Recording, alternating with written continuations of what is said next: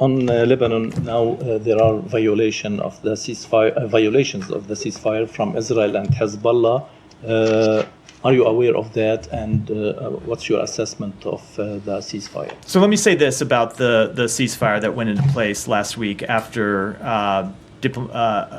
fairly intense couple months of diplomatic work by the United States, led principally by the President's special envoy, by Amos Hochstein, but engaged really by people throughout the government to get over the finish line. So what we have seen since the ceasefire went into effect is it being successful. Broadly speaking, it has been successful in stopping the fighting and getting us on a path where we are not seeing the just daily loss of life that we had seen for 2 months prior. Now, with respect to violations or potential violations of the ceasefire, we set a mechanism up to look into this very question, where the United States, along with France, will engage with the Israeli military, will engage with the Lebanese military to look at potential violations. We obviously anticipated that there might be violations because anytime, or nearly any time, you have a ceasefire of this nature, you have either claimed violations of the ceasefire, especially in the opening weeks when things are very fragile, or you have real violations of a ceasefire. So what we are doing is engaging through this mechanism to look at all of these reports of violations of the ceasefire and deal with them through the channels that the mechanism set up, and that's what we'll do over the coming days.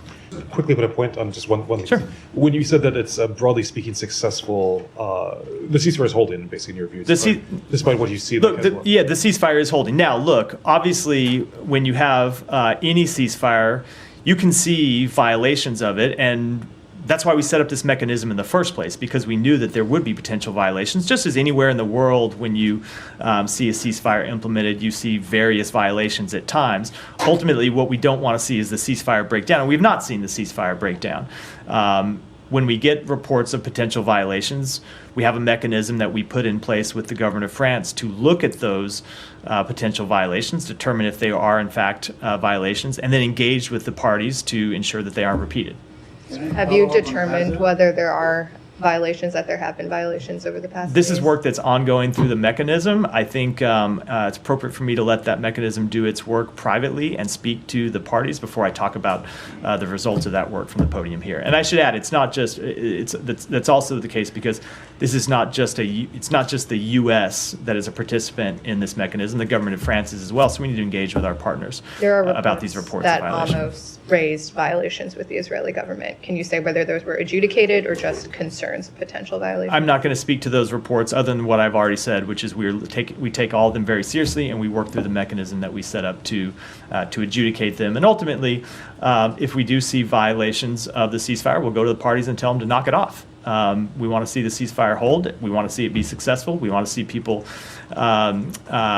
be able to return to their homes in southern Lebanon and northern Israel. Under the terms of the agreement, does the U.S. believe Israel has the right to take kinetic military action if they themselves deem something to have been a violation or a potential threat? Do they have the right to then militarily launch any sort of operation into Lebanon? So, first of all, there's a mechanism, and I think it is. Before I get to the broader answer, it's important that the mechanism be allowed to work and determine what are violations and what are not. But every country, both Israel, every country, that includes Israel and includes Lebanon as well, has the inherent right to self-defense under international law. That was a fact before the implementation of this ceasefire agreement. It remains a fact that all countries have the right to self-defense under international law. Well, the reason I asked, Matt, is there are reports coming out of Israel now that the Israelis have informed the U.S. that they intend to strike Lebanon in response to the Hezbollah projectiles that were fired earlier today. Does that fit within the confines of the agreement? I am not going to speak to reports of possible action, hypothetical action, and try to litigate from here whether those would violate the ceasefire agreement or not. We're going to have those conversations privately. We have channels set up to do that, and we will hold those conversations not in public but Last in private. question: is that a real-time channel?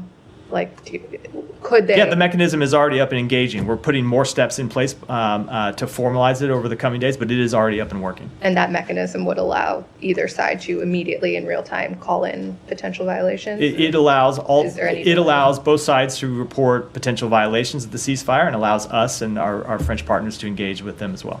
So what's the difference then between now and after 2006? If what you are asking the parties to report to you instead of stopping what's happening, it's just we will have another round. Since the ceasefire was brokered, we saw multiple violations, and today now Hezbollah 1 hour ago he said that he's responding to the Israeli that because of what he called violations. So what's the difference now?